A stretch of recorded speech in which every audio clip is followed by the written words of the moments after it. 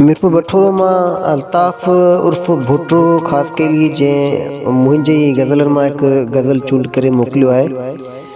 खणी नेण निमाणा ॾिसी थी जॾहिं करे हाल हीणा पुछी थी जॾहिं।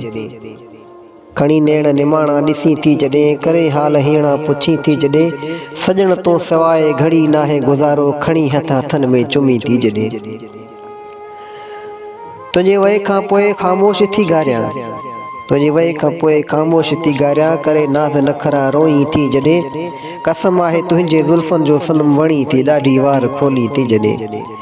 तुंहिंजो अंदाज़ केॾो निरालो आहे हूंदो रखी हथ गेलनि ते सोची थी जॾहिं। तुंहिंजे लिखण जी कैफ़ियत केॾी आहे वणंदी वार खोले फ़िज़ा में लिखी थी जॾहिं। तो ते लिखां छा तूं गज़ल आहीं पाण करे सोरहां सिंगार मिली थी जॾहिं।